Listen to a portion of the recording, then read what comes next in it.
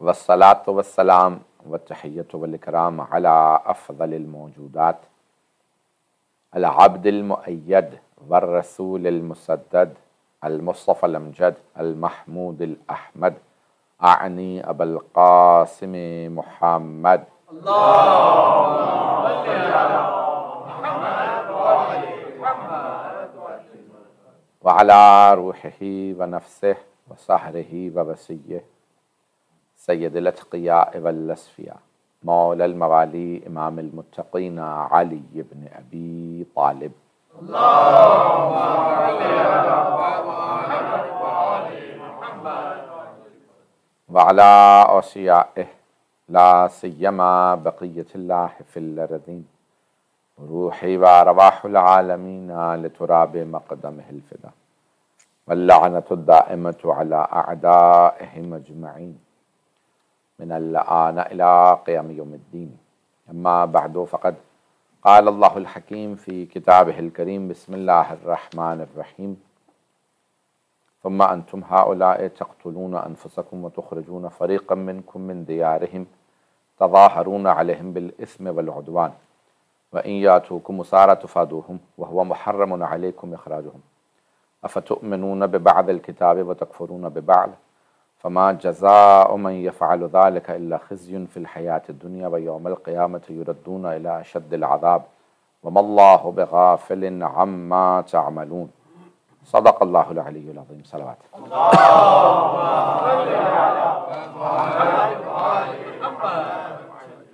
سورہ فاتحہ کی درخواست گئی ہے حاضرین کے تمام مرحومین کے لیے، تمام شہداء کے لیے، بانیان مجلس کے مرحومین کے لیے، خاص طور سے سید رضی موسوی، میر عباس موسوی اور مجتبیٰ حسن موسوی، بہاؤالدین موسوی، فضل حسین موسوی، عباس حسین موسوی اور باقر موسوی، زہرا بیگم، عسکری حسین ذکی موسوی اور سید زیغم علی رضوی کے لیے حسین حسن علی رحمۃ اللہ. الفاتحہ. بسم اللہ الرحمن الرحیم. الحمد للہ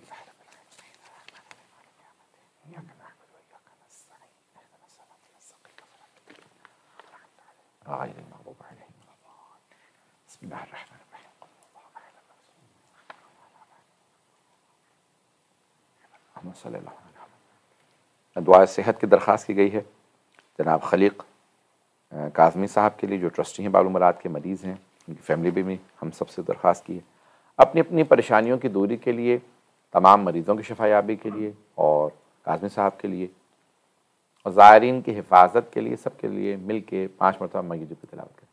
بسم اللہ الرحمن الرحیم. امن یجیب المضطر اذا دعاہ ویکشف السوء امن یجیب المضطر اذا دعاہ ویکشف السوء امن یجیب المضطر اذا دعاہ ویکشف السوء امن یجیب المضطر اذا دعاہ ویکشف السوء امن یجیب المضطر اذا دعاہ ویکشف السوء. اللہم صل علی محمد. نعرہ تکبیر، اللہ اکبر. نعرہ تکبیر، اللہ اکبر. نعرہ رسالت یا رسول اللہ. نعرہ رسالت یا رسول اللہ. نعرہ حیدری یا علی. نعرہ حیدری یا علی. اور محمد وآل محمد باواد بلند صلوات. اللہم صل علی محمد وآل محمد وعجل فرج. عراق و شام تاریخ کے آئینے میں یہ آپ کی خدمت میں عنوان رہا اس اشرے کا جو بانیان مجلس نے، منتظمین نے مجھے دیا تھا. 9ویں مجلس ہے سلسلے کی. کل سلسلے کی اشرا اس کی آخری مجلس ہے اور کل کی مجلس ابھی سے اعلان کر دوں کہ کل کی مجلس دوپہر میں ہے، رات میں نہیں ہوگی کیونکہ کل روز اربعین ہے. تو دن میں مجلس ہوگی، ظہرین کی نماز سے شروع ہوگی 1 بجے اور اس کے فوراً بعد میں خیر میں زیارت اربعین اور پھر انشاءاللہ مجلس شروع ہو جائے گی. تو کل انشاءاللہ موضوع کو مکمل کریں گے. آج مختصراً میں دو تصحیح کرتا چلوں کہ ڈیوٹرامنی میں نے حوالہ دیا تھا حبقوق کا توریت سے، تو ڈیوٹرامنی کے اندر موجود ہے. اور دوسرا یہ کہ شیخ طوسی اور خواجہ نصرالدین طوسی کے ناموں میں بہت سے لوگ کنفیوز ہو رہے تھے. شیخ طوسی تقریباً 1000 سال، یعنی اگر آپ جو اسلامی کیلنڈر جو ہے وہ قمری ہے تو اس میں تقریباً یوں کہہ لیں کہ ہر سال 10-11 دن، بعض اوقات 12 دن بھی پیچھے چلا جاتا ہے کیلنڈر، عام طور سے 10 دن اور بعض اوقات 11 دن بھی پیچھے جاتا ہے. تو یہ تقریباً ہر 33 برس میں 1 سال کا اضافہ ہو جاتا ہے. شمسی اور قمری اگر آپ کیلنڈر کو کمپیئر کریں تو جو قمری ہے، جو لونر کیلنڈر ہے، اس کا اگر آپ دیکھیں گے تو سولر کیلنڈر کے حساب سے اس کا 1 سال 33 ایئرز میں اضافہ ہو جاتا ہے. تو 100 سال میں 103 سال اس میں اضافہ ہو جاتا ہے. تو تقریباً 1000 سال سے زیادہ ہوا شیخ طوسی کو، یعنی 1400، ہم اس وقت 42 میں چل رہے ہیں تو 460 ہجری میں، یعنی 1000 سال بھی نہیں ہوا. لیکن حوضے کی تاریخ کو، کیونکہ ان کا انتقال ہوا ہے 460 ہجری میں، لیکن حوضہ علمیہ نجف کی تاریخ کو تقریباً 1000 سال. 1998 میں مجھے یاد ہے کہ قم مقدس میں 1000 سالہ جو جشنوارہ منایا گیا تھا کہ حوضہ علمیہ نجف اشرف کا 1000 سال مکمل ہوا، اس کی تاسیس کی. تو خواجہ جو ہیں وہ ان کے کافی بعد آئے، اور یعنی خواجہ نصرالدین طوسی کا 672 ہجری میں، تو تقریباً 200 سال بعد علامہ شیخ طوسی کے بعد آئے خواجہ نصرالدین طوسی. البتہ دونوں، طوس مشہد کا پرانا نام ہے. طوس کا نام یعنی جیسے لقب دے دیا جاتا ہے، جیسے یثرب نام تھا، مدینہ المنورہ کہا گیا، تو کہا گیا مشہد الرضا، امام رضا کی جائے شہادت. ایرانیوں کے لیے لفظ مشہد جو ہے وہ عربی کا ایک جدید تھا، تو انہوں نے طوس کو چھوڑ کے امام کی نسبت میں ابتدائی دور میں مشہد استعمال، مشہد الرضا سے بس مشہد رہ گیا. بات واضح ہو رہی؟ تو خواجہ جو ہیں وہ شیخ طوسی نے تاسیس کی ہے. تو کل بہت سے وہ جو ہے لوگوں نے سوال کیا کہ بھی یہ شیخ طوسی نے یا خواجہ نے. تو شیخ طوسی بانی ہیں، بنیان گزار ہیں حوضہ علمیہ نجف اشرف کے. بہرحال ایک علماء کی پوری تاریخ ہے جو میں نے پھر کل تفصیلی پیش نہیں کی تھی. خواجہ بنیادی طور پہ علامہ حلی کے استاد محقق حلی کے شاگرد آئے. علم کلام میں، فلسفے میں ان کا بہت یعنی کہہ لیں بہت مہارت، اور خود اشارات کی کامنٹری انہوں نے لکھی ہے، اور اپنی خود ناصریات جو ان کی علم اخلاق پہ، جو اس کی علم اخلاق کی بنیادیں کیا ہیں، بہت سی ان کی کتابیں ہیں. تو علامہ حلی کے پاس یعنی وہ ان سے پڑھنے گئے کلام و فلسفہ، اور پھر انہوں نے جب ان کی مہارت کو دیکھا تو انہوں نے بھی ان سے استفادہ کیا. محقق حلی جو علامہ حلی کے ماموں تھے، ہمارے بہت بڑے شرح الاسلام کے جو لکھنے والے ہیں، اور پھر علامہ حلی سے بھی انہوں نے استفادہ کیا. میں اب یہ تفصیلات میں نہیں جا رہا ہوں، جلدی اشارہ کر رہا ہوں. اور خود چنگیز خان بغداد تک نہیں آیا، اس نے خوارزم کو تباہ و برباد کیا، جو اس وقت خوارزم اور بخارا سینٹرل ایشیا کہہ لیجیے، وہاں تک آیا. اس کے بعد پھر اس نے ایک حملہ کیا، اور اس کے بعد پھر وہ مر گیا. اس کے مرنے کی اب تک نہیں معلوم کہ وجہ کیا بنی. لوگ کہتے ہیں کہ بس زہر دے دیا ہوگا یہ وہ. بہرحال اچانک مر گیا، اچانک اس کو واپس لے گئے تھے. تو بہرحال نسلوں میں سے اس کے آتے رہے، اور یعنی رہے، اور پھر اس کی نسل ہی کے اندر جو ہے وہ ہلاکو خان ہے، اور جس نے جو ہے وہ سارا کا سارا تاراج کیا اس پورے کے پورے بنی اور یہ پورا بغداد. میں بات کو آگے بڑھاؤں گا تاریخ عراق و شام کے عنوان سے. توجہ ہے سارے مجمع کی میرے ساتھ؟ تو اب یہ دور ہے بہت کہہ لیں کہ بنی عباس کا جو اختتامی دور ہے وہ، اور اس کے بعد پھر مختلف خلافتیں آئیں مختلف نام سے. شیعوں کی خلافت یعنی کہا جاتی ہے کہ شیعوں کی خلافت، لیکن وہ عراق میں نہیں تھی، مصر میں تھی، اور وہ بھی اسماعیلیوں کی تھی، اثنا عشریوں کی نہیں تھی، فاطمیون کے نام سے. اور وہیں پہ انہوں نے حوضہ بنایا تھا مصر میں، اس کا نام رکھا جامعۃ الزہرا، جس کا نام پھر بعد میں بدلنے کے بعد جامعۃ الازہر کر دیا گیا. تو جامعۃ الازہر کی اصل جو اگر آپ دیکھیں گے تو اس کا نام جامعۃ الزہرا تھا، کیونکہ وہ فاطمیون تھے اور وہ جناب سیدہ سلام علیہ سے کہتے تھے کہ ہم ہیں. تو اس لیے سادات کا ایک وہ پورا کا پورا انہوں نے لے کے چلا موومنٹ کو، اور انہوں نے ہر چیز جناب سیدہ سے نسبت دے کے رکھی. اب یہیں پہ انسان کو اندازہ ہو جاتا ہے کہ جامعۃ الزہرا کا نام بدل کے ازہر کیوں کیا جا رہا ہے. بہرحال اتنا کیا ایسا کوئی مسئلہ ہے آل رسول سے کہ ہر ان کے نام کو بدل دیا جائے، تو اس کو ازہر کر دیا گیا. تو بہرحال ایک تاریخ ہے مسلمانوں کی، ان کو بھی معلوم ہونا چاہیے. بہرحال اس سلسلے کی آخری مجالس ہیں، تو میں چند ایک باتیں جو کہہ رہا ہوں. تو یہ تاریخ عراق کی، پھر یہ علامہ حلی اور ان کے بعد پھر یہ ایران کے اندر تشیع کا کہہ لیں کہ ایک رائج ہونا اور رواج پانا یہ ایک بہت بڑی کامیابی. لیکن اس کے بعد پھر اگر آپ دیکھیں تو یہ جتنے بھی حرم ائمہ علیہم السلام کے بنائے ہیں یہ صفویوں نے. صفوی خاندان جو کہ کہتے تھے کہ ہم سادات بھی ہیں، اور موسوی سادات ایران میں ان کی حکومت آئی، اور پھر انہوں نے یہ سونے کے گنبد اور سونے چاندی کی زرعیں وغیرہ لگائی ہیں، اور یہ پوری ان کی پھر تاریخ ہے اور ان کا دور آنا. اور ان کے دور میں علامہ محمد باقر مجلسی کا، شاہ عباس صفوی کا، شاہ اسماعیل سے، بہرحال یہ دور ہیں. ادوار ایک مختصر سی میں تاریخ سے پیش کر رہا ہوں کہ جس میں پھر ائمہ علیہ السلام کے حرم اور پھر کتابیں لکھی گئیں، اور پھر جو ایران کا کانسٹیٹیوشن لکھا گیا وہاں پہ کانسٹیٹیوشنلی باقاعدہ لکھا گیا کہ ایران شیعہ مذہب اور مکتب کا، مذہب حقہ شیعہ لفظ کانسٹیٹیوشن میں لکھا گیا، مذہب حقہ شیعہ. اس میں بہت زیادہ کنٹریبیوشن ہے علامہ محمد باقر مجلسی کا، ان کے والد علامہ محمد تقی مجلسی اور شیخ بھائی، ان لوگوں کا بہت زیادہ کنٹریبیوشن ہے. اگر اب تک توجہ ہوگی تو میں بات کو آگے بڑھاؤں.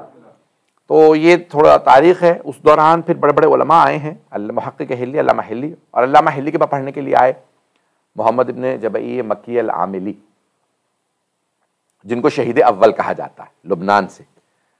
بعض علماء نے یہاں تک بیان کیا ہے کہ جس دن وہ آئے، کیونکہ پڑھنے آئے تھے علامہ حلی کے پاس، کہ ان کی تعریف سنی تھی، تو دیکھا کہ ایک جنازہ اٹھ رہا ہے، تو وہ فوراً جنازے میں شریک ہوئے کہ بھئی مومن کا کسی کا جنازہ ہے، اتنے بڑے بڑے علماء موجود ہیں. تو جب جنازہ دفنایا گیا تو کہا یہ کس کا جنازہ ہے؟ تو کہا یہی علامہ حسن ابن یوسف ابن مطہر حلی کا جنازہ ہے. تو بہت روئے، کہا کہ بھی میں انہی سے پڑھنے کے لیے آیا تھا.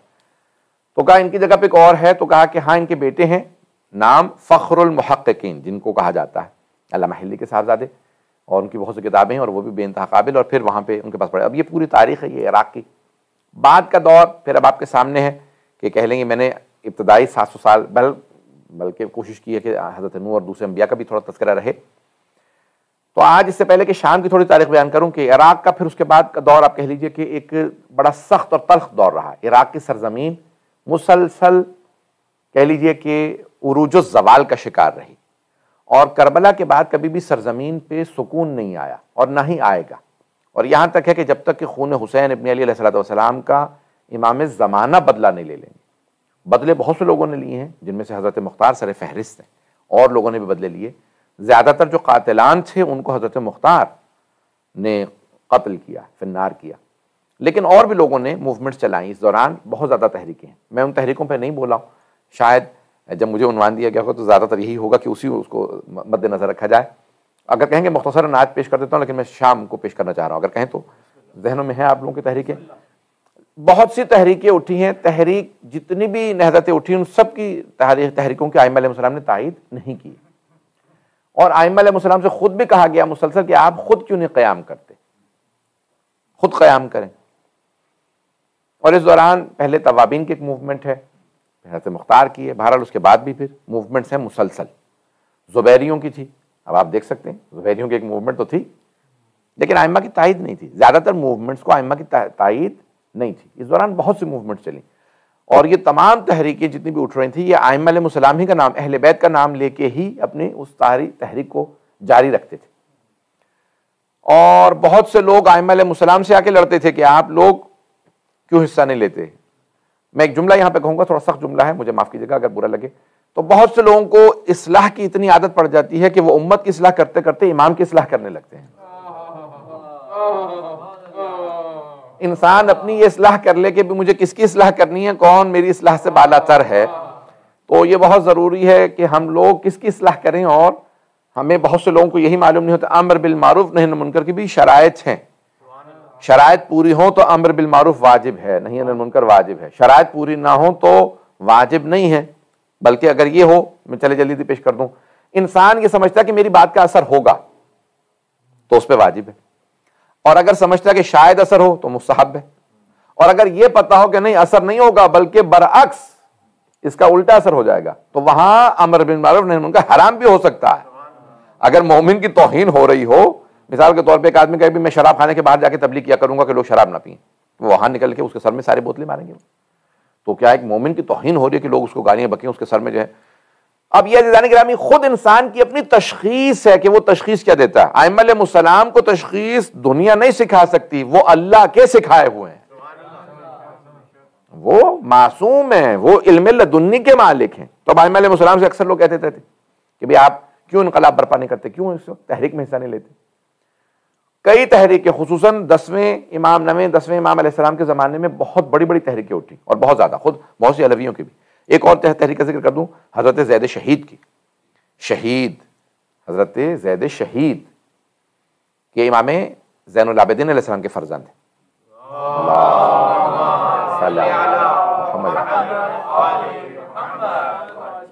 کہ زیدی سعادات کے جد ہیں، اور زیدیہ جو مذہب ہے وہ جیسے یہ یمن میں ہے، وہ اور ہیں لیکن وہ انہیں امام مانتے ہیں، امام باقر علیہ السلام کو امام نہیں مانتے.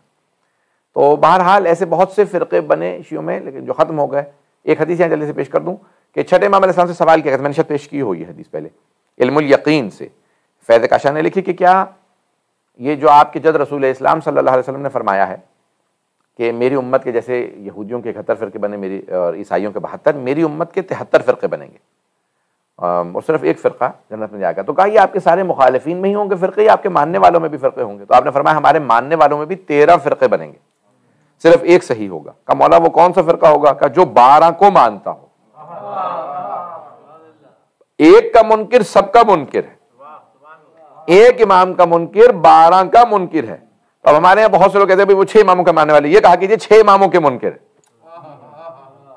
کہ وہ 6 اماموں کے منکر ہیں، وہ مثال کے طور پہ 8 امام کے منکر ہیں. تو عزیزان گرامی یہ بہرحال ایک ایسا ایک المیہ رہا کہ بہت سے لوگ پھر جیسے حضرت محمد حنفیہ سے متعلق ایک شبہہ ایجاد کیا جا رہا ہے کہ انہوں نے، یہ مخالفین نے دعوے کیے کہ حضرت محمد حنفیہ نے، حضرت مختار نے نبوت کے دعوے کر دیے تھے. اب وہ امامت تو سمجھتے تھے تو کہا نبوت کا دعویٰ انہوں نے کر دیا.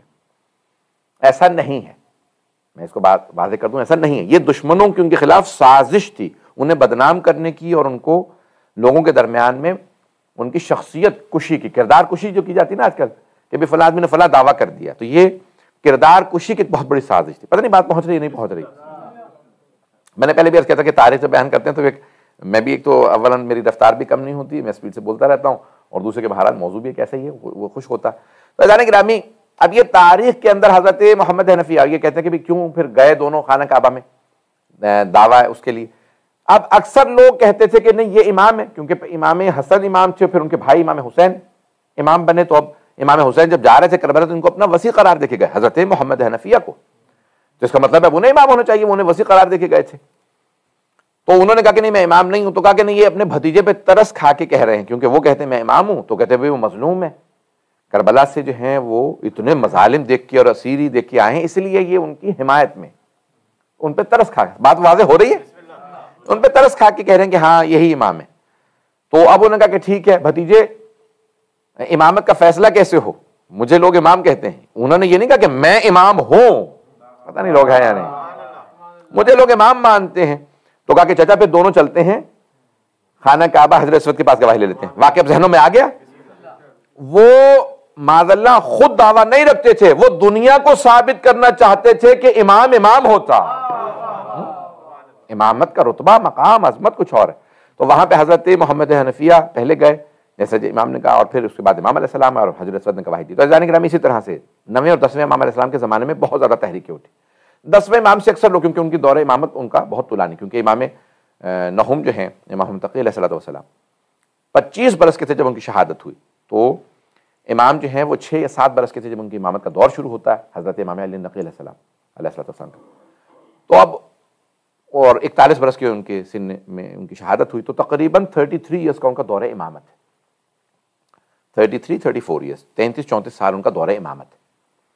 تو کچھ لوگوں نے لکھا 7-8 برس کے تھے. بہرحال اب مجھے اس پہ بحث نہیں. تو اب یہ عزیزان گرامی اب امام کے زمانے میں تحریکیں اٹھ رہی تھی تو امام بار بار ایک ہی بات کہتے، کہا یہ ان کے نتائج کچھ نہیں ہیں، ان کے نتائج کچھ نہیں آئیں گے، کیونکہ یہ لوگ جتنی تحریکیں چلا رہے ہیں نتائج کو امام دیکھتے ہیں. اب یہ نہیں کہتے کہ ہم اپنے لوگوں کو جو ہے کس طرح سے موومنٹ چلائیں کہ وہ کامیاب ہو. اور چھٹے امام سے آپ کے ذہنوں میں یہ بھی واقعہ ہوگا، سب اشارہ کر کے آگے بڑھ رہا ہوں. کسی نے کہا کہ مولا سید الشہداء نے صرف 72 کے ساتھ قیام کیا تھا، آپ کے 4000 شاگرد ہیں. تو آپ نے فرمایا جیسے ان کے پاس 72 تھے، میرے پاس اگر 20 بھی ہوتے تو میں قیام کرتا. پتہ نہیں لوگ ہیں یا نہیں.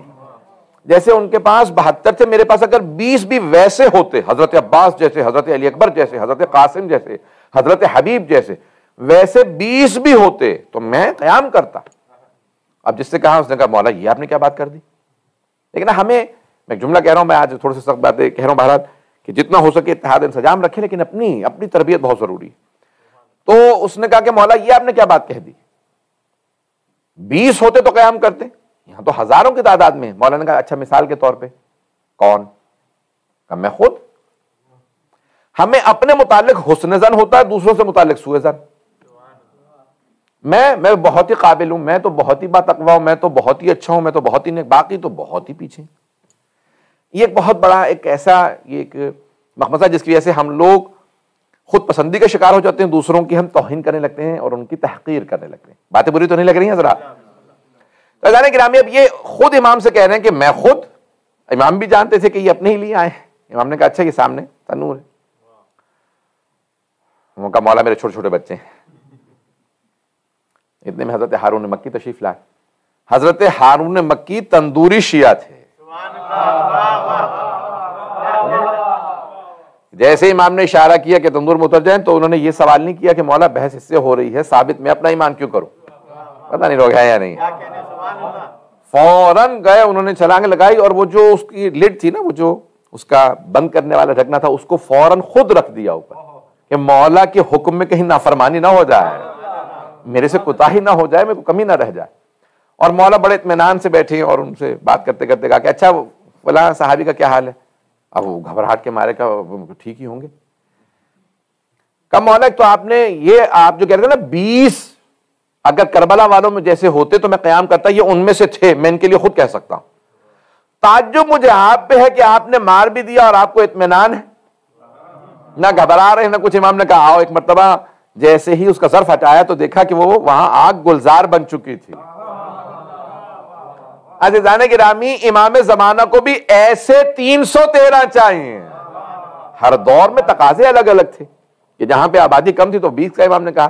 آخری زمانے میں 313 ایسے، یعنی خاص رتبہ اور مقام چاہیے تب ظہور ہوگا. تو میں نے ایک پہلو پیش کرنا تھا یہ عراق کا، اور عراق میں بہت زیادہ تحریکیں اٹھی، لیکن عراق سے متعلق ائمہ علیہ السلام کی احادیث بھی ہیں کہ یہاں پہ اس سرزمین کے اوپر ایک ہمیشہ تزلزل رہے گا.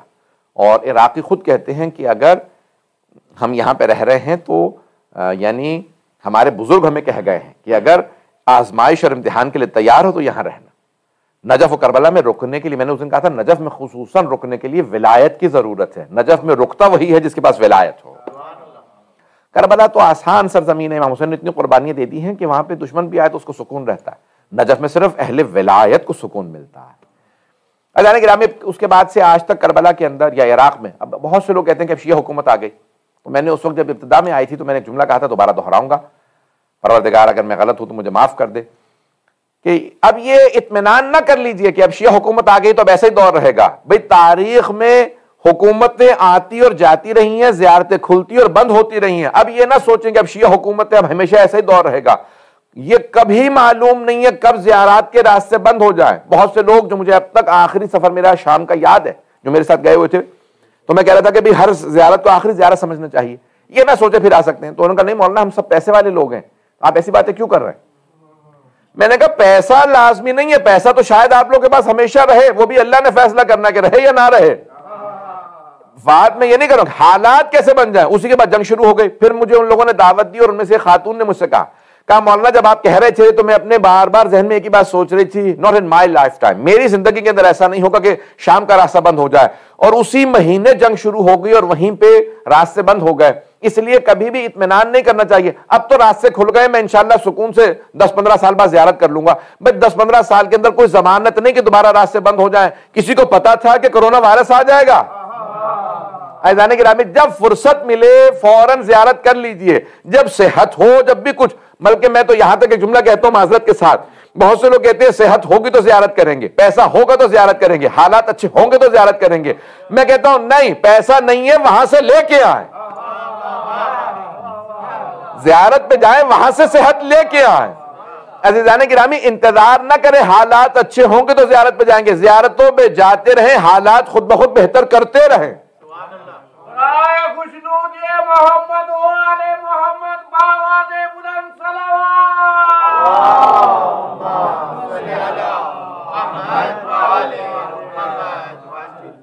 توجہ ہے زانی گرامی، بھئی شب اربعین ہمیں یقین مانیے کہ بس بہت زیادہ فضا کی طرف نہیں جاؤں گا، تو میں صرف تاریخ جلدی شام کی بھی سن لیجئے کہ شام، میں نے پہلے دن عرض کیا تھا کہ 4 آج جو ممالک ہیں شام ہے، تو بہرحال بلاد الشام اور آج سیریا، خصوصاً سیریا، موجودہ جو سیریا ہے اس کے اندر بہت سے ایسے علاقے ہیں جس کو آخر الزمان سے بھی بہت زیادہ نسبت ہے اور تاریخ میں بھی ایک اہمیت رہی ہے، اور بہرحال وہی جو دریا یہاں سے وہاں جا رہے ہیں یا وہاں سے یہاں آ رہے ہیں عراق اور شام کے، تو پانی ایک ہی ہے، اور اسی لیے بہت زیادہ ان لوگوں کی ثقافتیں بھی ملتی جلتی ہیں، ان کے مزاج بھی ملتے جلتے ہیں۔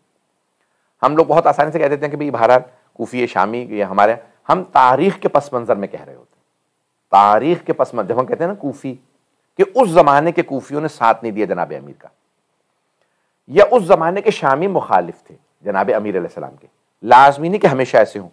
حجاز مقدس سرزمین مقدس ہے، لیکن آج وہ دشمنوں کے ہاتھ میں، پتہ نہیں بات واضح ہو رہی ہے نہیں ہو رہی، میں کنفیوز تو نہیں کر رہا ہوں؟ آج یقین مانیے کہ میں بالکل جو ذہن اپنا بنا کے آیا تھا اس کے حساب سے بالکل برعکس چل رہا ہوں، لیکن کیا کروں، موضوع کو مکمل بھی کرنا ہے، اور آج مجمع بھی بالکل یہ آپ نے جو ہے وہ رجسٹریشن کے حساب سے لیا، تو میں پیش کر رہا ہوں پھر بھی کہ یہ مجمع بھی ایسا نہ ہو کہ وہ بالکل بے ربط ان کے لیے گفتگو رہے۔ شام اس زمانے کا شام اور تھا، اور موجودہ پھر ادوار بدلتے رہے، اور پھر آخری زمانے کا شام ہوگا کہ جہاں سے سفیانی کا قیام ہوگا، اور عثمان بن عنبسہ کے نام سے وہ ہوگا۔ بہت سے لوگ کہتے ہیں ابو سفیان کے جو مختلف بیٹے تھے، 5 بیٹے تھے، جیسے معاویہ تھا، یزید تھا، عنبسہ تھا، عنبسہ کی نسل سے، لیکن ہمارے بہت سے علماء کہتے ہیں کہ نہیں، جناب امیر کی صراحت پائی جاتی ہے جب انہوں نے معاویہ کو خط لکھا، کہا کہ بھئی تیرے باپ نے رسول خدا کی مخالفت کی، تو میرا مخالف ہے، تیرا بیٹا یزید میرے بیٹے حسین کا قاتل ہوگا، اور تیری نسل سے سفیانی آئے گا جو میرے بیٹے مہدی کے مقابلے میں قیام کرے گا۔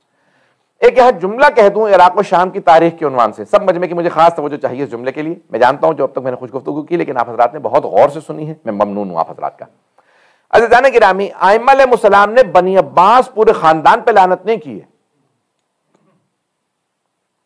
کسی بھی نسل کو پوری طرح سے کبھی نہیں کہا کہ اس کی پوری نسل کے اوپر لعنت ہو، کہیں نہیں کہا، سوائے بنی امیہ کے، اور انہی کے بعض افراد کے نام لے لے کے کہا کہ مثال کے طور پہ وہ بنو امیہ ہی میں سے تھے، تو مثال کے طور پہ کہا مروان کی نسل پہ بھی، حالانکہ وہ بنو امیہ سے تھا، یا بہت سے ان کے خاندان کے لوگوں کے نام لیا، مناسب نہیں کہ میں سب کے نام گنواؤں آپ کو، لیکن بنو امیہ، اور یہاں تک بعض جگہوں پہ زیارت عاشورہ میں جس پہ اس دفعہ کراچی میں ایشو بنا، یا اور بہت سے مقامات پہ زیارت عاشورہ کی سند پہ شک نہ کیجیے، اور اسی طرح سے اور بہت سے مقامات پہ لعن اللہ بنو امیہ قاطبہ تھا، یعنی سارے کے سارے بنو امیہ پہ۔ یعنی ائمہ علیہ السلام کیا کہنا چاہ رہے ہیں، ان میں کوئی اچھا نہیں ہوگا؟ نہیں، ائمہ علیہ السلام یہ کہہ رہے ہیں کہ جیسے مثال کے طور پہ عام طور سے رول کیا ہے، غور سے سنیے گا میری بات کو، میں تھوڑا سا اس کو چیخ کے پیش کروں تاکہ میرا سارا مجمع جا کے اس بات کو سن لے اور میں پہنچا پاؤں یہ بات۔ جیسے کل شیء لک طاہر حتی تعلم انہ نجس، ہر چیز پاک ہے جب تک کہ پتہ نہ ہو نجس ہے۔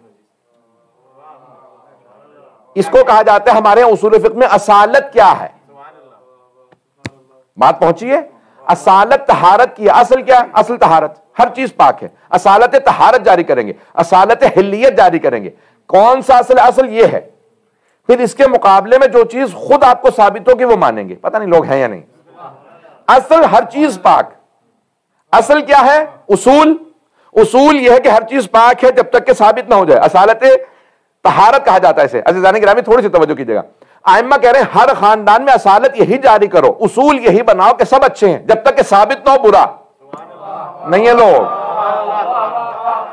بھائی برٹش نے بہت سے رول دیے دنیا کو، خدا کی قسم، میرے ایک دوست نے کہا میں پی ایچ ڈی کر رہا ہوں، 60 to 80% برٹش کانڈکٹ لا جو ہے وہ اسلام سے لیا گیا۔ تو برٹش نے ایک لا پوری دنیا میں جب حکومت کرے تھے تو دیا، everyone is innocent until proven guilty، ہر آدمی انوسنٹ ہے، ہر آدمی بے گناہ ہے جب تک کہ جرم ثابت نہ ہو جائے۔ پتہ نہیں لوگ ہیں یا نہیں ہیں، ہر آدمی بے گناہ ہے جب تک کہ جرم ثابت نہ ہو جائے۔ تو اب یہ جو امام علیہ السلام کسی خاندان سے متعلق نہیں کہہ رہے سوائے بنو امیہ کے، کہہ رہے ہر خاندان کی اصل یہ ہے کہ اس میں اچھے تلاش کرو جب تک کہ ثابت نہ ہو جائے یہ برا ہے، سوائے بنو امیہ کے وہاں اصل یہ ہے کہ برے ہیں۔ اب بات پہنچ گئی ہے، اب بات پہنچ گئی بھئی عزیزان گرامی۔ یعنی اصل یہ ہے کہ بنو امیہ میں سبھی برے ہیں سوائے یہ کہ کوئی ثابت کر دے میں اچھا ہوں۔ اب بات واضح ہو گئی ہے۔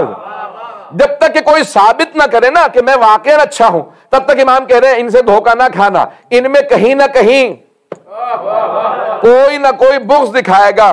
جب یہاں تک کہ اب یہ خود روایات میں ہے کہ مختلف سفیانی ائمہ علیہم السلام نے لفظ استعمال کیے ہیں، کئی جگہوں پہ سفیانی کا لفظ کہ یہاں سے سفیانی آئے گا، یعنی جو دشمن اہل بیت آئے گا شیعوں کو مارے گا یہاں سے۔ پھر ایک جگہ پہ ہمارے علماء نے روایت لکھی ہے کہ تکرید سے ایک سفیانی آئے گا، پہنچ گئے ہوں گے کچھ لوگ، تکرید سے ایک سفیانی آئے گا، صدام تکرید سے تھا۔ اچھا شروع میں علماء نے بہت زیادہ غور نہیں کیا تھا، کبھی آیا چلا جائے گا، عراق میں تو پورے حکمران آتے ہی رہے ہیں۔ جب جنگیں شروع ہو گئی، جب وہ مسلسل مارتا رہا، اور یہاں تک کہ ایک مرتبہ 80s کے اندر اس نے دعویٰ کر دیا کہ میں بھی سید ہوں، میں رسول خدا کی نسل سے ہوں۔ علماء نے کہا اب اس کا شجرہ دیکھنا ہی پڑے گا۔ جب دیکھا تو واقعاً بنو امیہ سے تھا، وہ بنو امیہ سے نکلا، اس کا شجرہ جب تلاش کیا گیا تو بنو امیہ سے نکلا۔ یعنی ائمہ کا وہ فرمان ہمیشہ پورا ہے۔ توجہ، کیا کروں میں یہ پیش کرنے پہ مجبور ہوں۔ عزیزان گرامی، بھئی میدان کربلا میں کتنے لوگ سادات میں باقی رہ گئے تھے؟ ایک مولا سجاد، چند بچے، اور یہ مدینہ کے اندر چند افراد، ان کی اتنی نسل ہے، دنیا میں اتنے سادات ہیں۔ تو وہ جو بنی امیہ حکومتوں میں تھے تو ان کی بھی تو کوئی نسل ہوگی۔ یہ شجرے تلاش کرو، کہیں نہ کہیں جا کے بنو امیہ سے مل جائیں گے۔ جو آل محمد کا بغض رکھتا، حرم پہ حملہ کرتا ہے، شجرے تلاش کرو۔ یہ حرم پہ حملے کرنے والے، یہ داعش کے لباس میں، اور یہ جو کہنے والے داعش کے باقاعدہ فیس بک پہ عربی کے اندر مجھے دیکھا، میں نے کہا کہ شاید شیعہ جذباتی ہیں، شاید کسی نے پتہ نہیں کیا جملہ سمجھاؤ نہ سمجھاؤ، میں نے خود جا کے تلاش کیا کہ جملہ ہے اس کا کہ نہیں ہے، داعش کے ایک سپاہی کا۔ اس نے کہا تم حجر ابن عدی کے اوپر ابھی رو رہے ہو، حجر ابن عدی پہ ہم تو نجف آئیں گے تو علی کی بھی قدر کھو دیں گے، یہ تم کہتے ہو چوتھے خلیفہ ہیں، تمہارے یہ جملے بتا رہے ہیں تمہارے شجروں میں خرابی ہے۔ بات پہنچ رہی ہے عزیزان گرامی؟ جو ایسی بات کرے گا، جب بغض رکھنے والوں کے ساتھ کھڑا ہوگا تو ہم اس کو اسی نسل کے اندر شمار کریں گے۔ تو عزیزان گرامی، یہ ائمہ علیہم السلام نے اصول دیا کہ بنو امیہ پہ اعتماد نہ کرنا، ان پہ بھروسہ نہ کرنا۔ اصل یہی ہے کہ وہ ہمیشہ بغض آل محمد رکھیں گے، ہمیشہ عداوت رکھیں گے۔ اب شام کو ٹھیک ہے، اس زمانے کا شام کہ جہاں پہ انہوں نے بسایا، انہوں نے سارا سلسلہ شروع کیا اور ان کا کیپٹل بنا، اور وہ جاری رکھا اور بے انتہا عداوت پہ اس سوار رکھے اس حکومت کے اصولوں کو۔ جہاں جناب امیر کا پورے کہتے ہیں کہ حکومت کے اندر جو اس زمانے کا دور تھا، کہتے تھے کہ سوائے چند صوبوں کے، ان میں سے ایک صوبہ سیستان، جو ایران کا صوبہ ہے، وہ کہتے ہیں یہ چند صوبوں میں سے ایک صوبہ تھا جہاں کسی بھی وقت ممبر سے جناب امیر کا نام لے کے توہین نہیں کی گئی۔ جو محققین ہیں، مورخین، شیعہ مورخین، وہ کہتے ہیں کہ یعنی اصول تھا بنی امیہ کا کہ ممبروں سے جناب امیر کا نام لے کے جمعے کے خطبے میں، جن کے بغیر نماز جمعہ قبول نہیں ہے، جناب امیر کا نام لے کے درود و سلام نہ بھیجو، خطبہ نہیں ہوا، نماز نہیں۔ پتہ نہیں بات پہنچی ہے نہیں پہنچی۔ اس امیر کا نام لے کے ان لوگوں نے شروع کیا سلسلہ کہ جناب امیر کا نام لے کے توہین کی جاتی تھی، آپ سوچ سکتے ہیں۔ اور یہ شام کے اندر سے سلسلہ شروع ہوا، اور میں پیش کرنے لگا ہوں ایک صلوات پڑھیں، پتہ نہیں پڑھوں نہ پڑھوں۔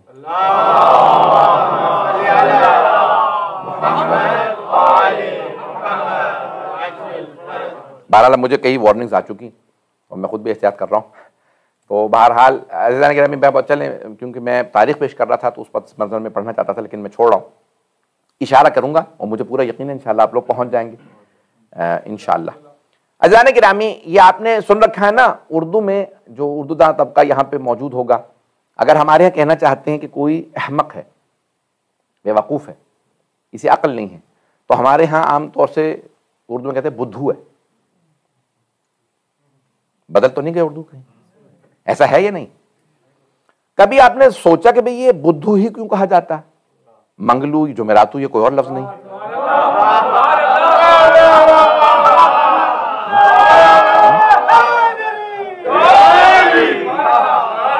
اب بات پہنچ گئی ہے۔ عزیزان گرامی، جناب امیر سے لڑنے کے لیے کوئی ایک لشکر لے کے چلا اور اس نے کہا کہ ہم نماز جمعہ پڑھیں گے آج، کسی نے یہ نہیں کہا کہ آج بدھ کا دن ہے۔ اس نے کہا میں جمعہ نماز پڑھاؤں گا، آج خطبہ دوں گا، اور جب خطبہ دینے کے لیے کھڑا ہوا نا تو ایک مرتبہ جب وہ شام سے چلا تھا نا تو اس طرف اس کے خانہ کعبہ تھا، اس نے ایک مرتبہ رخ پھیرا کوفے کی طرف اور کہا یا علی وہ لوگ جو بدھ میں جمعے میں فرق نہیں کرتے وہ تجھ میں مجھ میں کیا فرق کریں گے، یہ اس نے کہا اب میں پڑھا رہا ہوں۔ عزیزان گرامی اسے بدھو کہا جاتا ہے جو جمعے میں اور بدھ میں فرق نہ کرتا ہو، اگر بات پہنچ رہی ہو۔ میں اب اس کی تفصیل میں نہیں جا سکتا ہوں، تو عزیزان گرامی یہ سب کچھ ہوا ہے، تاریخ اٹھا کے دیکھیے یہ سب کچھ ہوا اور یہ سب کچھ ہوتا رہا، اور جناب امیر علیہ السلام کے لوگ مقابلے میں آتے رہے۔ آج بھی میں کہتا ہوں جناب امیر مظلوم ہے کہ لوگ اتنے فضائل قرآن سے پڑھنے کے بعد، احادیث میں دیکھنے کے بعد پھر بھی کہتے ہیں کہ نہیں لیکن اوروں کا حق بہتر بنتا ہے منصب پہ۔ عزیزان گرامی اس سے بڑی جناب امیر کی مظلومیت کیا ہوگی؟ میں بہت لحاظ کر کے چل رہا ہوں کہ مجھے پتہ ہے شب اربعین ہے۔ عزیزان گرامی یہ جناب امیر علیہ السلام اہل بیت کی مظلومیت ہے۔ عراق اور شام کی اگر تاریخ میں دیکھیں گے تو اہل بیت پہ بے انتہا مظالم، اور جو بات کا دور ہے میں جلدی جلدی پیش کروں گا اور پھر تفصیل سے پیش کرنا چاہتا ہوں کہ وہ تاریخ کے جہاں شیعوں نے سر اٹھایا، اگر تھوڑا سا سننا چاہیں گے اس کو میں مکمل ہے اب تو۔ برائے علی و اولاد علی و آواز بلند صلوات۔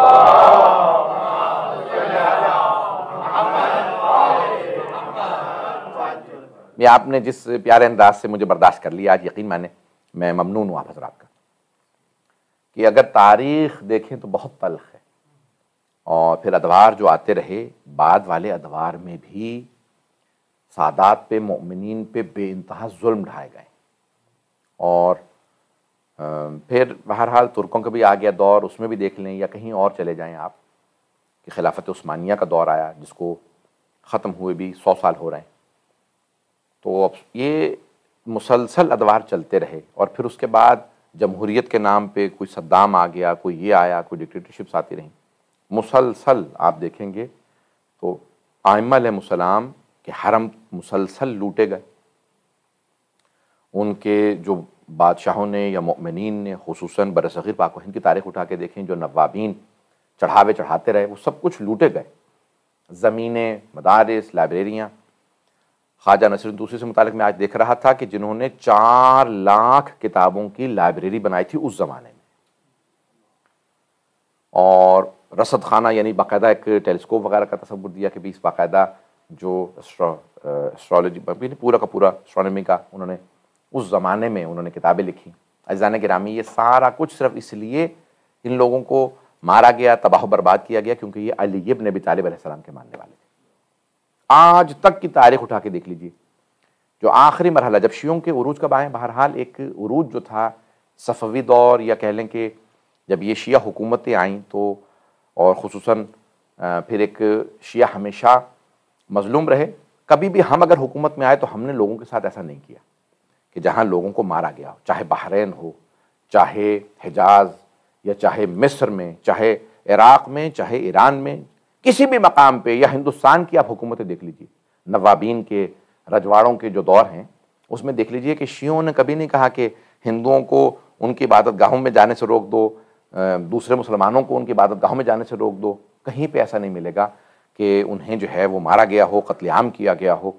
حتیٰ ہمارے جو مذہبی نہیں، غیر مذہبی بھی جو ہمارے راجہ یا نواب یا بادشاہ گزرے ہیں، انہوں نے بھی لوگوں پہ ظلم نہیں کیا۔ یہ ہماری تاریخ ہے کہ آل محمد کو ماننے کا سب سے بڑا ہم پہ اللہ نے یہ احسان کیا کہ ہم ظالم واقع نہیں ہوئے۔ تو شیعہ وہ ظالم واقع نہیں ہوتے، مظلوم ہو سکتا ہے، شیعہ ظالم نہیں ہوگا۔ عزیزان گرامی آج پتہ نہیں کہ کیسی ایک عجیب و غریب کیفیت ہے، آج دن میں بھی میں نے جو مجالس پڑھی ہیں تو آج ایک مصائب کی ایک کیفیت طاری ہے کہ تاریخ اگر آپ اٹھا کے دیکھیں مجالس کی اور شام کی، میں آج پیش کرنا چاہتا ہوں کہ بعض ایسی بھی خواتین ہیں جو بیوہ ہیں، چھوٹے چھوٹے یتیم بچوں کو شہروں سے باہر لے جا کر کے مجلس کیا کرتے ہیں تاکہ شہر میں کسی کو پتہ نہ چلے کہ ان کے گھر میں اگر رو رہے ہیں تو یہ امام حسین کے ماننے والے ہیں، یہ کربلا کے ماننے والے ہیں، یہ اہل بیت کے ماننے والے ہیں۔ اس حد تک لوگ تقیے میں تھے۔ یہاں تک لکھا ہے کہ ایک مرتبہ ایک پرانے زمانے میں اکثر لوگ علوی کہتے تھے سادات کو، یعنی حضرت علی کی نسل، ایک علویہ یعنی سید زادی۔ اپنے بچوں سے کہنے لگی بچوں بہت ضروری کام ہے میرے ساتھ چلو باہر. کہا اماں لیکن آپ کے اتنی پرآشوب دور ہے رات کے وقت گھر سے باہر نہ نکلو. کہا نہیں بہت ضروری کام ہے ہمیں بغداد سے باہر جانا ہے. جب بچے دیکھا کہ دور دور کوئی نظر نہیں آ رہا تاریکی ہے کہا بچوں بیٹھ جاؤ. اپنے ہی بچوں سے کہہ رہی بیٹھ جاؤ میں تمہیں بتانا چاہتی ہوں ہم اہل بیت کے ماننے والے ہیں. ہمارے مولا حسین محرم میں عاشورے کے دن شہید کر دیے گئے تھے. اب اس خاتون سیدزادی نے اپنے بچوں کو بتانا شروع کیا. کہا ہمارے مولا کے ایک بیٹے تھے علی اکبر وہ جوان تھے ان کے سینے میں برچھی لگی تھی وہ شہید ہو گئے. بچے رونے لگے. کہا اماں امام حسین کے بیٹے کا نام علی؟ کہا ہاں. پھر ایک مرتبہ بتایا کہ ہمارے مولا کے ایک چھوٹے بیٹے تھے نام علی اصغر تھا ان کے گلے میں تیر لگا تھا وہ شہید ہو گئے تھے. پھر ایک مرتبہ بتایا کہا کہ ہمارے مولا حسن تھے ان کے بیٹے حضرت قاسم کے لاشے پہ گھوڑے دوڑے تھے. اب وہ مومنہ ایک ایک کر کے اپنے تمام بچوں کو مصائب سنا رہی ہیں. پھر ایک مرتبہ کہا کہ ہمارے مولا حسین کے بھائی تھے چھوٹے بھائی نام عباس صاحب بازو قلم ہو گئے تھے. جب ان کے بازو قلم ہوئے تو پھر ان کی آنکھ میں کسی نے تیر مار دیا. بچے بہت زیادہ روئے. جب سب بچے رو لیے نا تو ایک مرتبہ اس مومنہ نے کہا سیدزادی نے اپنے بچوں سے کہا کہ بچوں اب تم میں سے کسی کو یہ مصائب یاد ہو گئے؟ تو ایک بچے نے کہا اماں مجھے یہ مصائب یاد ہو گئے. کہا بیٹا مجھے سنا دے تاکہ میں بھی رو لوں. اب آپ کو پتا چلا یہ مجالس کیسے برپا ہوئی ہیں. کہا بیٹا مجھے سنا دے تاکہ میں بھی رو لوں. اجرکم اللہ اجرکم اللہ. کوئی رونے میں بخل نہ کرے. شب 40 ہے آج ایک عجیب و غریب کیفیت ہے. پتہ ہے کاش میں پڑھ پاؤں. آج چاہ رہا ہوں کہ جی بھر کے میں مصائب پڑھوں. جی بھر کے مصائب پڑھنے کا جی کر رہا ہے. پروردگارہ عجیب و غریب کیفیت کیسے کیسے مصائب سے گزرے ہیں. یہاں تک کہ مصائب پڑھنے کی اجازت نہیں تھی اور تاریخ میں ملتا ہے کہ ایسی ایسی مجالس بھی ہوئی ہیں. ایک آدمی سے پوچھا کیا بات ہے کیوں اتنا خانہ کعبہ میں رو رہے ہو کون سا گناہ کیا؟ کہا نہیں بیان کر سکتا. کہا تمہیں اس خانہ کعبہ کے رب کا واسطہ بتاؤ تو صحیح. کہا پھر میری زندگی میں کسی کو نہ بتانا. کہا کہ مجھ سے عباسی دور کا ہے یہ بنی عباس کے اس خلیفہ نے مجھ سے کہا کہ یہ سب بچے سعادات ہیں خواتین سعادات ہیں تم ایک دیوار چن دو ان کے چاروں طرف تاکہ یہ لوگ دم گھٹ کے اندر مر جائیں نہ انہیں کھانا ملے نہ پانی ملے. کہا وہ میں نے دیوار بنائی. کہا کہ پھر رو کیوں رہے ہو؟ کہا مجھے میں جب گھر گیا تو میں نے خواب میں دیکھا کہ کوئی برقع پوش بی بی آئی ہیں. اب میرے 2 چھوٹے چھوٹے بچوں کو وہ لوگ لے گئے. کہا کہ جب تک تم دیوار نہیں بناؤ گے ہم بچوں کو آزاد نہیں کریں گے.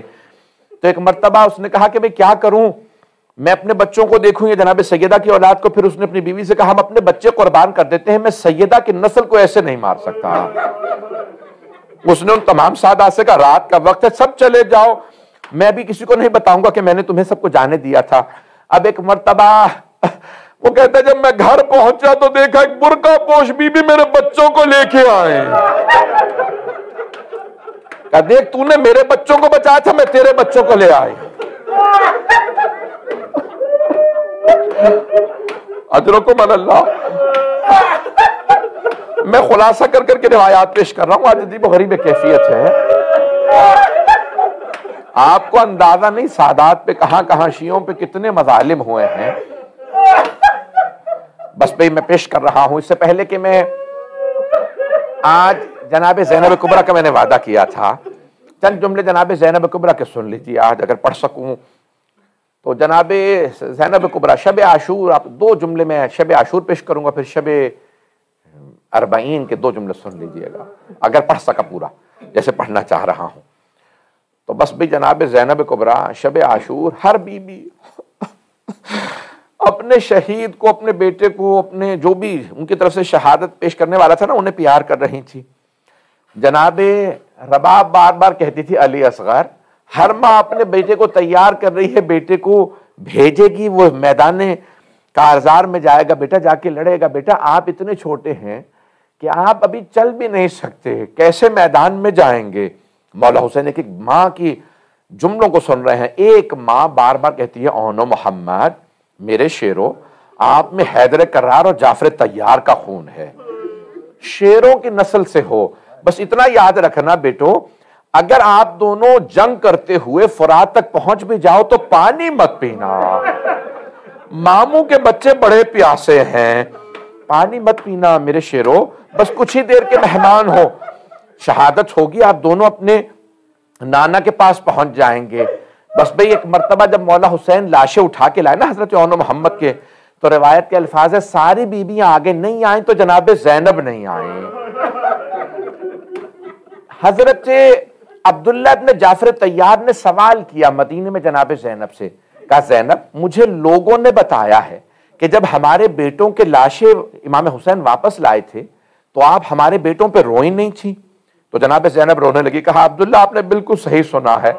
کہا زینب میں پوچھ سکتا ہوں کیوں نہیں روئی تھی آپ؟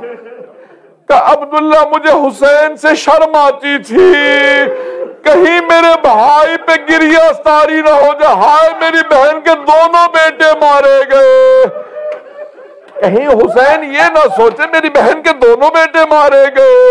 بار بار حسین روکتے تھے زینب انہیں مت بھیجو، کہیں عبداللہ راضی ہو نہ راضی ہو۔ کہا کہ نہیں، عبداللہ نے مجھ سے خود کہا تھا کہ جب جنگ کی نوبت آئے تو پہلے ہمارے بیٹوں کو بھیجنا، پہلے علی اکبر سے پہلے بھی ہمارے بیٹوں کو بھیجنا، اجرکم اللہ۔ بس بھی تھوڑی سی دیر کے لیے ساتھ چلیے گا۔ اب جب 11 محرم کا دن نکلا نا جناب زینب، میں نے اس دن پیش کیا تھا، کسی لاشے پہ نہیں گئیں۔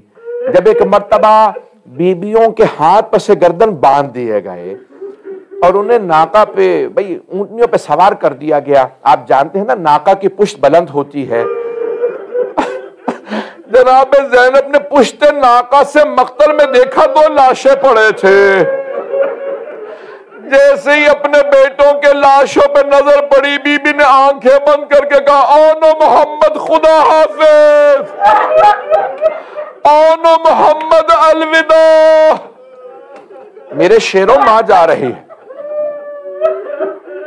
میرے شیروں ماں جا رہی ہے۔ بس بھئی میں نے سارے مصائب کو تمام کر دیا، شام آ جائیں۔ جب بی بی کربلا سے چلی بیٹوں پہ گریہ نہیں کیا، جب بی بی کوفے میں گئیں بیٹوں کو یاد نہیں کیا، جب شام آئی نا ایک مرتبہ رہائی مل گئی، جب رہائی ملی تو ایک مرتبہ شہداء کے سر واپس آنے لگے۔ میں کل مکمل کروں گا، تفصیل سے نہیں پڑھ رہا، ایک کر کے سر آتے رہے۔ شب 40 ہے، اگر برداشت کر پائیں۔ پہلا جو سر آیا بڑا چھوٹا سا سر تھا، جناب رباب نے برقعے کا دامن پھیلایا، کہ اللہ علی اصغر کا سر مجھے دے دو۔ سر کو لینے کے بعد کہا اب مثلوں کا تنہر، بیٹا کیا آپ جیسے بچوں کو بھی نہر کیا جاتا ہے؟ علی اصغر اونٹوں کو نہر کیا جاتا ہے۔ بس بھئی شہداء کے سر آتے رہے، اتنے میں ایک آدمی آیا، وہ 2 سر لے کے آیا۔ جب 2 سر لایا تو اس نے سوال کیا ان 2 سروں کی وارثہ کون ہے؟ سب بیبیوں نے جناب زینب کو دیکھا، بی بی نے سر جھکا لیا۔ سروں کا لانے والا دوبارہ بولا کہ ان 2 سروں کی وارثہ کون ہے؟ تیسری مرتبہ اس نے ایک جملہ بڑا سخت کہا، کیا ان 2 سروں کی وارثہ خیموں میں جل کے مر گئی ہے؟ اب جناب فضا سے رہا نہیں گیا، کہا یہ 2 سر مجھے دے دو، یہ میری آقا زادی کے بچے ہیں۔ ایک مرتبہ کا بی بی بیٹوں سے ودا تو کر لے۔ جناب زینب نے فرمایا کہ فضا میں علی کی بیٹی ہوں، صدقہ دے کے واپس نہیں لیتی۔ اجرکم اللہ، اجرکم اللہ۔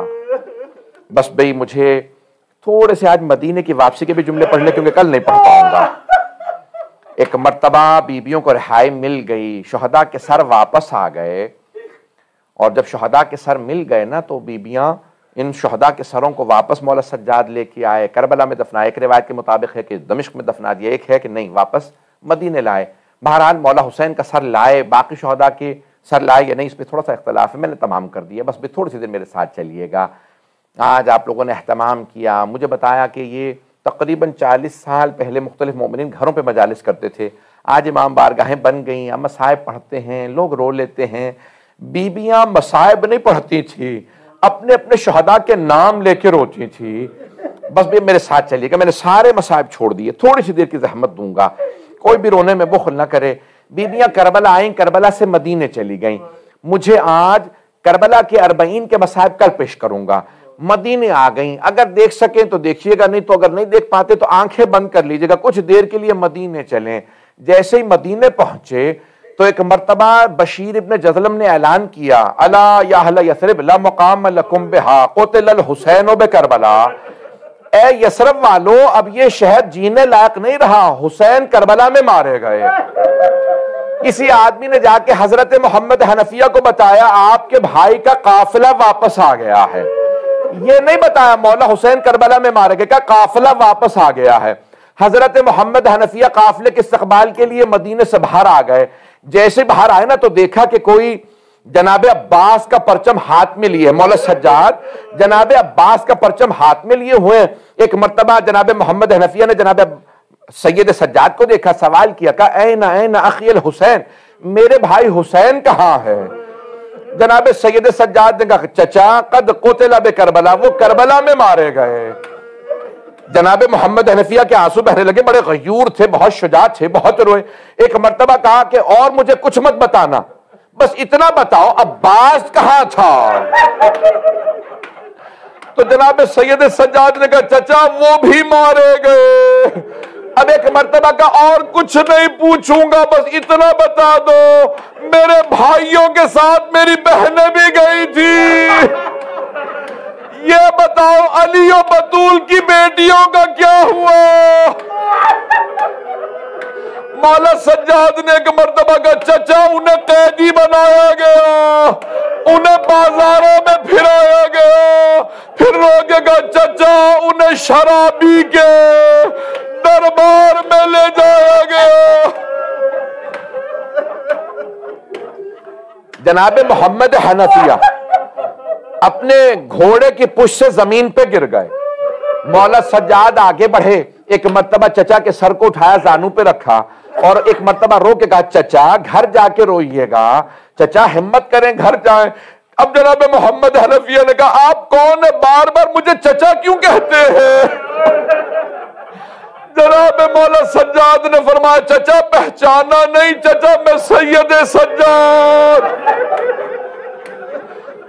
اب جناب محمد حنفیہ نے عرض کی، کہا بھتیجے آپ 24 برس کے جوان ہیں، یہ آپ کی داڑھی سفید کیسے ہو گئی؟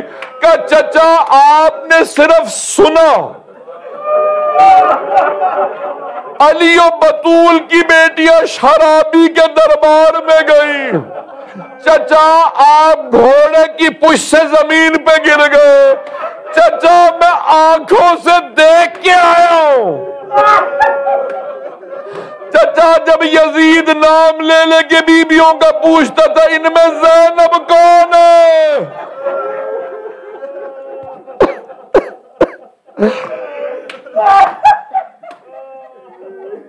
اگر کہیں میں یہی تمام کر دوں، اگر 2 جملے برداشت کر سکے تو پیش کروں، بس بھئی میں نے تمام کر دیا، 2 جملے سن لیجئے بس، اب میں اور تفصیل سے نہیں پیش کروں گا۔ ایک مرتبہ جناب زینب کبریٰ نے کہا بیٹا سجاد میں گھر نہیں جاؤں گی، پہلے مجھے میرے نانا کے روضے پہ لے چلیے۔ آئیں جناب زینب کبریٰ، دونوں ہاتھ دروازے پہ رکھے، بلند آواز سے رو کے کہا یا جدہ انی نائیت الیک بولدک الحسین، نانا میں آپ کے نواسے حسین کی سنانی لائی ہوں۔ نانا میں 70 قدم کے فاصلے پہ کھڑی تھی جب شمر نے حسین کا امامہ اتارا، نانا جب اس نے سر کے بالوں میں ہاتھ ڈالا، نانا جب خنجر چلایا، میں نے رو رو کے کہا اما فیکم مسلم، کیا تمہارے درمیان کوئی مسلمان نہیں ہے؟ یہ تمہارے نبی کا نواسہ ہے۔ نانا کسی نے میری ایک نہیں سنی، اجرکم اللہ۔ بس ایک مرتبہ سارے مدینے والے رونے لگے، بلند آواز سے رو رہے تھے، جناب زینب کے مصائب کی آواز دب گئی تھی، بی بی کی آواز نہیں آ رہی تھی۔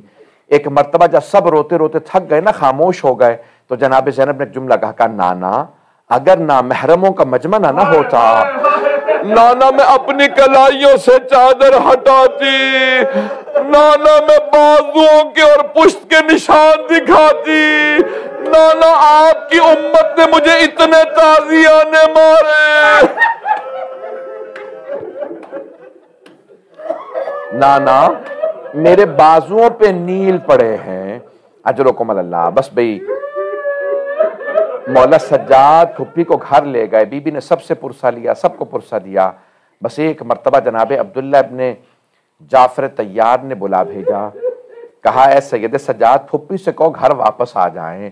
جیسے ہی جناب زینب کبریٰ گھر چلی نا، وہ بی بی جنہوں نے کسی مقام پہ بیٹوں کا تذکرہ نہیں کیا، صابرہ بی بی تھیں، بڑا صبر کیا، علی و بطول کا خون، بس ایک مرتبہ جیسے گھر پہنچی، میں نے اس دن جملہ کہا تھا، اس سے آگے کے 2 جملے پیش کرنا چاہوں گا، جیسے گھر آئی نا تو بی بی اب تک جنہوں نے گریہ نہیں کیا تھا، جیسے گھر پہنچی 2 جان نمازیں بچھی دیکھی، جان نمازیں اٹھا کے سینے سے لگائی، رو رو کے کہنے لگی آنا محمد، میرا اس گھر میں جی نہیں لگتا، میں جینا نہیں چاہتی، مجھے کوئی لے جائے۔ اتنے میں جناب عبداللہ ابن جعفر طیار گھر آ گئے۔ ایک سوال کروں آپ سے، اگر آپ میں سے کوئی اپنی قریبی رشتہ دار کو اگر 1 سال یا 1.5 سال بعد دیکھے تو کیا پہچان نہیں سکے گا؟ نہ جانے کیا بیت گئی جناب زینب پہ، جناب عبداللہ ابن جعفر طیار پہچان نہیں سکے۔ جیسے جناب زینب کو دیکھا فوراً کہا بی بی کیوں آئی آپ ہمارے گھر میں، میری زوجہ موجود نہیں، آپ تشریف لے جائیے۔ جناب زینب نے دونوں ہاتھ سر پہ رکھے، کہا عبداللہ پہچانا نہیں، عبداللہ میں زینب ہوں، عبداللہ ہم لٹ گئے، برباد ہو گئے، عبداللہ اور محمد مارے گئے۔ نہ جانے جناب عبداللہ نے کیا دیکھا، زمین پہ گر گئے، پھر اٹھے، جب دوسری یا تیسری مرتبہ زمین پہ گرے، جناب زینب نے کہا عبداللہ کیا بات ہے، کون سی بات برداشت نہیں کر پا رہے، کیا بیٹوں کی شہادت برداشت نہیں ہو رہی؟ جناب عبداللہ نے کہا نہیں زینب، وہ دونوں حسین پہ قربان، میں ہوتا تو میں بھی قربان ہو جاتا۔ زینب مجھے اتنا بتائیے، یہ آپ کی کلائیوں پہ نشان کیسے؟ جناب زینب نے رو کے کہا عبداللہ ہاتھوں میں رسیوں، کوفہ شام کے بازار، شرابی کا دربار، علی کی بیٹیاں، الا لعنت اللہ علی القوم الظالمین وسيعلم الذين ظلموا أي منقلب ينقلبون۔ بس بھئی 2 جملے دعا کے،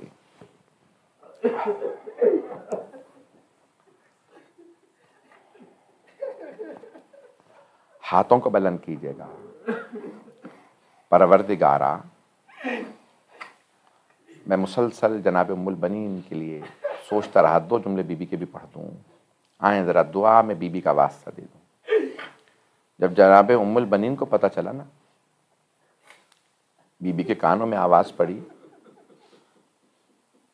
قتل الحسین بکربلا، مسجد کا 7 والا گھر جناب امیر کا، جہاں جناب ام البنین رہا، بی بی نے فوراً اپنے پوتے کو آواز دی، کہا مجھے فوراً مسجد نبوی لے چل۔ بی بی نے سر پہ برقع لیا، ہاتھ میں عصا لیا، بی بی کی آنکھوں میں موتیا اتر آیا تھا، آئیں جناب ام البنین۔ آنے کے بعد ایک سوال کیا، کہ بشیر یہ کون سا حسین کربلا میں مارا گیا؟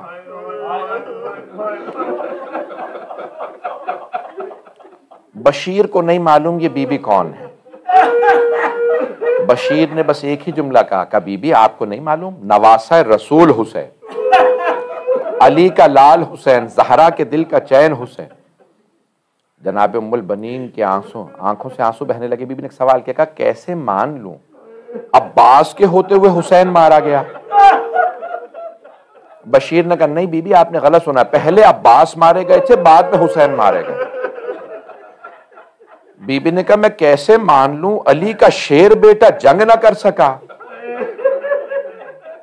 تو ایک مرتبہ بشیر نے کہا بی بی جب عباس کے سر میں گرز لگا نا، وہ گھوڑے کی زین پہ سنبھل نہیں سکے۔ اب جناب ام البنین نے اپنا تعارف کروا، کہا بشیر تو عباس کو جانتا نہیں ہوگا، بشیر میں عباس کی ماں ہوں، بشیر میں نے خود دیکھا، میرا شیر بیٹا 2 انگلیوں سے گرز کو روکتا تھا۔